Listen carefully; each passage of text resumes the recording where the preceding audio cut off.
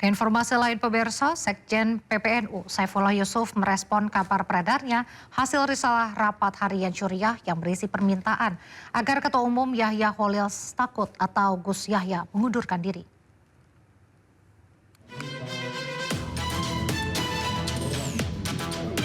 Konflik internal mendera pengurus besar Nahdlatul Ulama PBNU. Yahya Khalil Stakuf atau Gus Yahya diminta untuk mundur dari jabatan sebagai Ketua Umum PBNU. Permintaan mundur berdasarkan kesimpulan hasil rapat harian Syuriah PBNU yang hasil pertemuannya beredar di media sosial. Menurut Sekjen PBNU Saifullah Yusuf, seluruh pihak diminta menunggu informasi resmi dari Syuriah PBNU. Meski tidak menegaskan benar atau tidaknya kabar tersebut, ia meminta seluruh pengurus NU di berbagai daerah tetap tenang dan fokus pada aktivitas organisasi seperti biasa. Tapi saya ingin sampaikan aja ya bahwa itu adalah di jajaran Syuriah. Kita tunggu aja informasi yang resmi, jangan berspekulasi. Saya minta semua pengurus NU di semua tingkatan untuk tetap tenang, menjalankan aktivitas konsolidasi seperti biasa.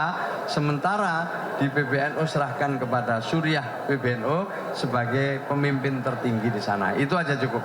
Assalamualaikum warahmatullahi wabarakatuh. Salam. Sementara itu, meski kini tengah didesak mundur oleh jajaran Syuriah PBNU, Yahya Khalil Stakuf atau Gus Yahya menegaskan tidak akan mundur dari posisi Ketua Umum Pengurus Besar Nahdlatul Ulama.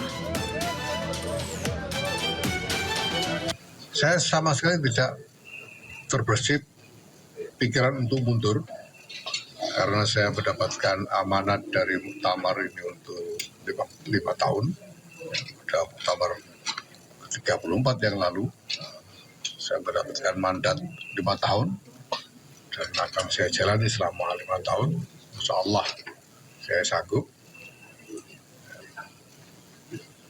Maka saya sama sekali tidak terbersit pikiran untuk mundur. Saya tandaskan bahwa rapat harian Syuriah menurut konstitusi ADRT tidak berwenang untuk memberhentikan Ketua Umum. Sebelumnya, Yahya Khalil Stakuf merupakan Ketua Umum PBNU pada masa khidmat 2022-2027. Ia sebelumnya terpilih dari muktamar ke-34 PBNU di Lampung pada akhir Desember 2021. Tim Liputan iNews melaporkan. Informasi berikutnya pemirsa, Kementerian Pertanian menemukan dugaan penyelundupan beras ke Indonesia melalui Sabang.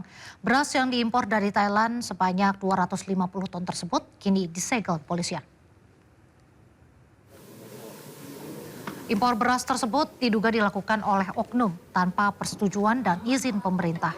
Sementara menurut Menteri Pertanian Andi Amran Sulaiman bahwa Indonesia tidak akan impor beras sesuai arahan Presiden Prabowo Subianto karena stok beras di Indonesia tertinggi.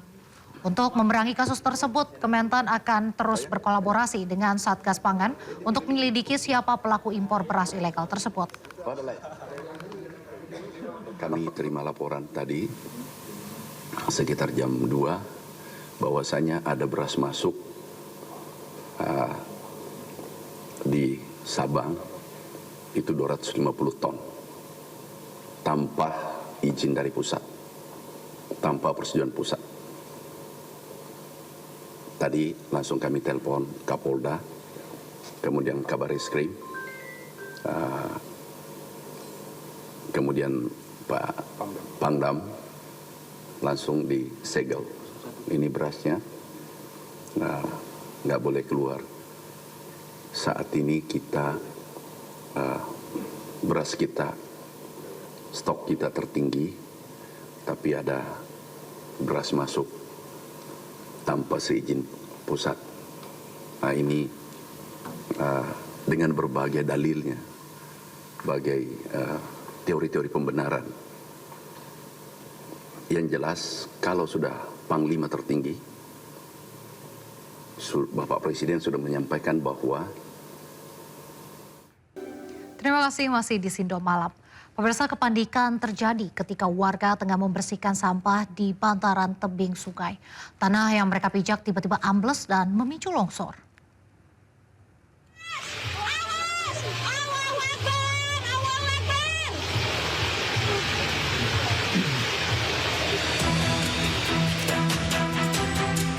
Longsor tiba-tiba terjadi saat warga tengah membersihkan sampah yang menyumbat saluran drainase di kawasan sepadan Sungai Perbukitan, Jalan Imam Bonjol, Jember. Warga tidak menyadari jika tanah yang mereka pijak telah rapuh akibat diguyur hujan deras. Beruntung salah satu warga segera mengingatkan sehingga longsor tidak menimbulkan korban jiwa. Namun akibat longsor ini 3 rumah warga terdampak. Hujan deras ya. Terus? Terus yang sebelah sana terus langsung jatuh gitu.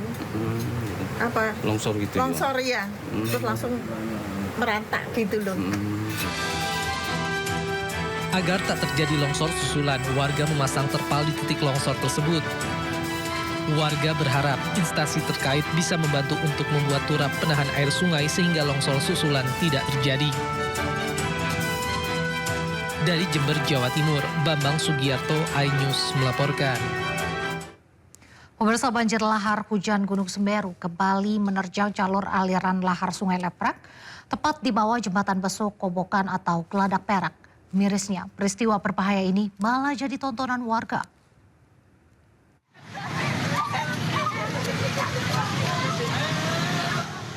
Polisi bersama sejumlah relawan langsung mengusir warga yang berada di jembatan Besuk Kobokan atau Geladak Perak, menyusul adanya informasi banjir lahar hujan Gunung Semeru. Banjir lahar hujan terjadi setelah wilayah puncak Gunung Semeru diguyur hujan deras hingga membawa sisa material erupsi melintasi jembatan. Data seismograf pos pengamatan Gunung Api Semeru merekam getaran banjir mencapai 40 mm.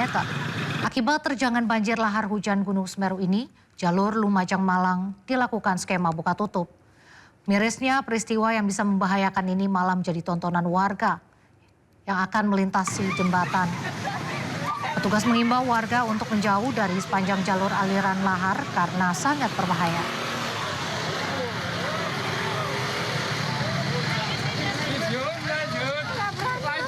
Sementara itu, aktivitas lahar Gunung Semeru kembali memicu letusan sekunder di aliran Sungai Besuk Kobokan dan Sungai Besuk Lengkong, Lumajang, Jawa Timur. Peristiwa tersebut menimbulkan asap putih pekat yang menyelimuti area jembatan Besuk Kobokan hingga membuat jarak pandang menurun drastis. Letusan sekunder curah Kobokan, Besuk Kobokan. Aktivitas lahar Gunung Semeru kembali memicu letusan sekunder di aliran Sungai Besuk Kobokan dan Sungai Besuk Lengkong, Lumajang, Jawa Timur Sabtu sore. Banjir lahar yang meluncur dari arah puncak membawa material vulkanik panas sehingga memunculkan letusan sekunder. Peristiwa ini menimbulkan asap putih pekat yang menyelimuti area jembatan Besuk Kobokan hingga membuat jarak pandang menurun drastis. Warga lereng gunung sempat panik akibat letusan sekunder Gunung Semeru. Petugas menutup sementara akses menuju jembatan Besuk Kobokan atau jembatan Geladak Perak untuk mencegah risiko kecelakaan karena jarak pandang terbatas. Sebelumnya pada Jumat siang, banjir lahar dingin kembali melanda aliran Sungai Gunung Semeru di Lumajang, Jawa Timur. BPBD Jawa Timur mencatat getaran banjir terekam seismograf dengan amplitudo maksimal 45 mm. Banjir lahar terjadi karena intensitas hujan yang tinggi berakibat pada naiknya debit air.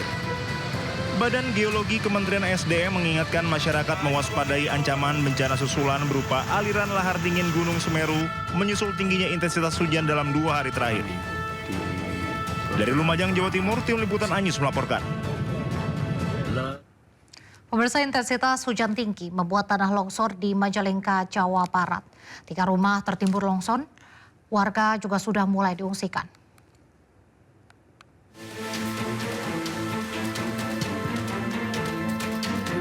3 rumah warga rusak akibat longsoran tanah dari tebing penahan tanah longsor.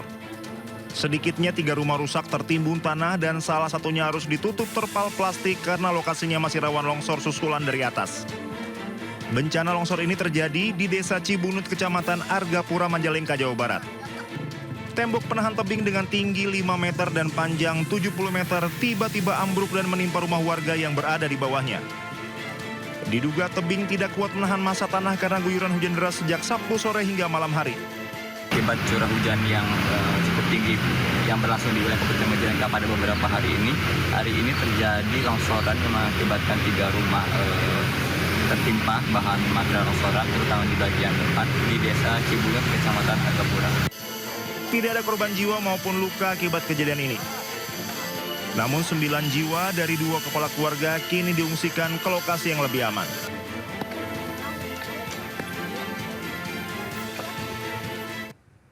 Pemirsa, 2 korban longsor di Desa Cibenying, Cilacap, Jawa Tengah belum ditemukan dan seluruh proses pencarian resmi ditutup. Keluarga korban pasrah dan ikhlas meski jenazah anggota keluarga mereka tak berhasil ditemukan.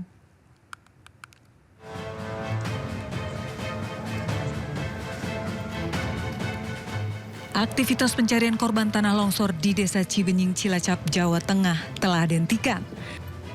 Meski demikian, masih tersisa 2 korban remaja putri yang masih belum ditemukan, yakni Maisaroh Salsabila berumur 14 tahun dan Fani Hayati berumur 12 tahun. Keduanya diperkirakan berada di Dusun Tarukahan, tepatnya di titik worksite B1.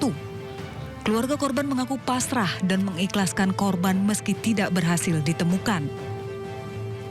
Ya, kalau masalah itu saya udah ikhlaskan semua.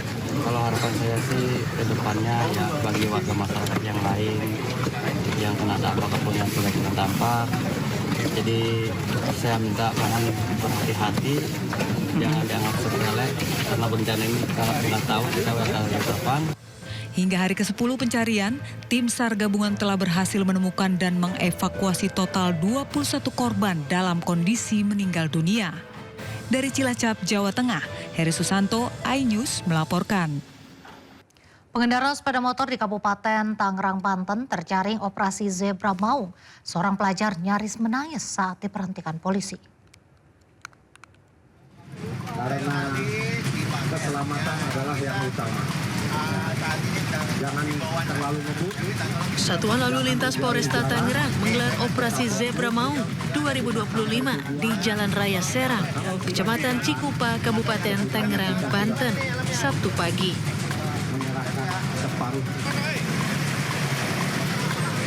Seorang pelajar yang tidak memakai helm ini seketika panik saat dihampiri petugas Satlantas Polresta Tangerang. Sadar kesalahannya, pelajar itu memohon sampai menyampaikan beragam alasan agar tidak ditilang petugas. Beberapa pengendara sepeda motor yang terlihat melanggar lalu lintas karena tidak memakai helm diberikan helm oleh anggota kepolisian dari Satlantas Polresta Tangerang. Kasat Lantas Polresta Tangerang AKP Zaini mengatakan, operasi Zebra Maung hari ini bertujuan untuk menyadarkan para pengendara untuk menaati lalu lintas dan menjaga keselamatan. 17 hari. Jadi terhitung dari tanggal 17 November kemarin kita sudah melaksanakan beberapa kegiatan berkaitan dengan operasi Zebra, antara lain himbauan, penyuluhan, dan hari ini kami melaksanakan kampanye kegiatan sosialisasi dan himbauan juga di beberapa titik yang ada di wilayah hukum Polresta Tangerang. Selain memberikan helm kepada pelanggar yang tidak memakai helm, Satlantas Polresta Tangerang juga membagikan hadiah berupa tumbler kepada pengendara yang tertib lalu lintas. Operasi Zebra Maung ini akan terus digelar hingga 30 November mendatang dengan mengedepankan himbauan dan mencari pelanggar yang kasat mata. Dari Kabupaten Tangerang, Banten, Aimarani, iNews TV melaporkan.